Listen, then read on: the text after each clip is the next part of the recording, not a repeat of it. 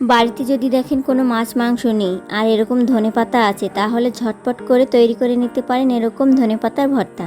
এভাবে ধনেপাতার ভর্তা করে গরম ভাতের সঙ্গে খেয়ে দেখবেন, মাছ মাংসের আর প্রয়োজন হবে না। নিমিষের মধ্যেই দেখবেন এক থালা ভাত খাওয়া হয়ে গেছে। এভাবে ধনেপাতা ভর্তা করলে সবাই কিন্তু খুব পছন্দ করবে, মাছ মাংস ছেড়ে ধনেপাতার ভর্তা দিয়ে ভাত খেয়ে নেবে। আজকে আমাদের বাজার থেকে অনেকগুলো ধনেপাতা এনেছে, তাই আমি এগুলো দিয়ে ভর্তা করে নেব। এখন আমি ধনেপাতাগুলোকে ধুয়ে পরিষ্কার করে নেব। আমি ধনেপাতাগুলোকে ভালো করে ধুয়ে এই যে দেখুন কুচি কুচি করে কেটে নিয়েছি। ধনেপাতা ভর্তা করার জন্য আমি এখানে নিয়েছি মরিচ কেটে আর নিয়েছি পেঁয়াজ রসুন কুচি করে। চুলায় কড়াই বসিয়ে দিয়েছি, কড়াই গরম হয়ে গিয়েছে, আমি এর ভিতর দিয়ে দিয়েছি তেল। তেল গরম হয়ে গিয়েছে, এখন আমি তেলের উপর দিয়ে দিচ্ছি কুচিয়ে রাখা পেঁয়াজ আর রসুন। পেঁয়াজ রসুন দেওয়া হয়ে গেছে, এখন আমি কিছুক্ষণ এটাকে ভেজে নেব। তো আপনাদের কাছে রিকোয়েস্ট রইল, যারা আমার চ্যানেলটিকে লাইক সাবস্ক্রাইব করেননি তারা অবশ্যই আমার চ্যানেলটিকে লাইক সাবস্ক্রাইব করবেন এবং ফেসবুক পেজটি ফলো করে দিবেন। কিছুক্ষণ ভেজে নেওয়ার পর দেখুন পেঁয়াজ আর রসুন বাদামি রঙের হয়ে এসেছে। এই অবস্থায় আমি পেঁয়াজ আর রসুন কুচির এই ভাজিটি তুলে রাখবো। এই ভাজিটি এখন আমি একটা বাটিতে তুলে রাখছি। পেঁয়াজ রসুন ভেজে রাখার পর ওই কড়াইতে আমি দিয়ে দিচ্ছি তেল। তেল গরম হয়ে গেছে, এখন আমি এর ভিতর দিয়ে দিচ্ছি শুকনো মরিচ আর 1.5 চামচের মতো দিয়ে দিচ্ছি কালো জিরে। যেহেতু আমি এটাকে ভর্তা করব, তাই কালো জিরের পরিমাণটা একটু বেশি করে দিয়েছি। এর ভিতর দিয়ে দিচ্ছি কেটে রাখা কাঁচামরিচের টুকরোগুলো।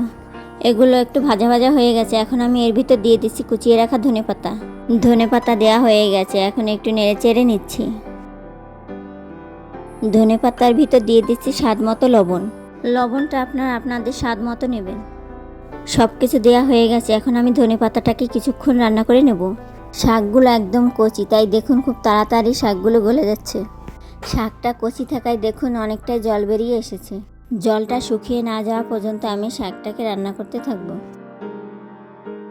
ধনেপাতা শাকটা কিন্তু অনেকটাই রান্না হয়ে গেছে, এখন আমি এর ভিতর দিয়ে দেবো ভেজে রাখা পেঁয়াজ আর রসুন। এই যে দেখুন ভেজে রাখা পেঁয়াজ রসুনটা দিয়ে দিচ্ছি। পেঁয়াজ রসুন দেওয়া হয়ে গেছে, এখন আমি শাকটাকে আরও কিছুক্ষণ ভেজে নেব। শাক থেকে খুব দারুণ একটা ঘ্রাণ বের হয়ে এসেছে। দেখুন শাকটা রান্না করতে আমার কিন্তু খুব বেশি সময় লাগেনি, আর সামান্য উপকরণেই হয়ে গেছে রান্নাটা। তাই হাতের কাছে কোনো কিছু না থাকলে ঝটপট করে রান্না করে ফেলুন এরকম ধনেপাতার ভর্তা। ধনেপাতার শাক আমার রান্না হয়ে গেছে। দেখুন আমি শাকগুলো কিন্তু খুব বেশি রান্না করিনি, সবুজ সবুজই রয়ে গেছে। এইভাবেই শাকগুলোকে ভর্তা করে খেলে খুবই ভালো লাগবে। এখন আমি শাকগুলোকে বেটে নেব। সবগুলো শাক আমার বাটা হয়ে গেছে, আমি একটা প্লেটে সাজিয়ে নিয়েছি। ধনেপাতার ভর্তা যেমন দেখতে সুন্দর হয়েছে, খেতেও কিন্তু খুবই ভালো হয়েছে। ঝামেলা ছাড়াই ঝটপট করে তৈরি করে নেওয়া যাবে এরকম ধনেপাতার ভর্তা। এরকম সুন্দর ভর্তা হলে খাওয়ার জন্য আর কোনো কিছুর দরকার পড়ে না। খুব সহজ একটি রেসিপি, আপনারা বাড়িতে চাইলেই ঝটপট করে বানিয়ে নিতে পারেন এরকম ধনেপাতার ভর্তা। এভাবে ভর্তা তৈরি করে যে কোনো কেউকে খাইয়ে দেখবেন, মাছ মাংস ছেড়ে সবাই এই ভর্তা দিয়ে এক থালা ভাত খেয়ে নেবে। তো বন্ধুরা বাড়িতে একবার হলেও এরকম ভর্তা বানিয়ে খেয়ে দেখবেন কতটা দারুণ হয়। আর আমাকে অবশ্যই কমেন্ট করে জানাতে ভুলবেন না কেমন হয়েছে রেসিপিটা।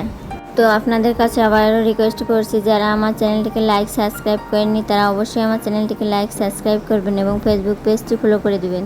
তাহলে আজ এই পর্যন্তই, আবার নতুন নতুন কোনো রেসিপি নিয়ে আপনাদের সামনে হাজির হব। আপনারা ভালো থাকবেন এবং সুস্থ থাকবেন।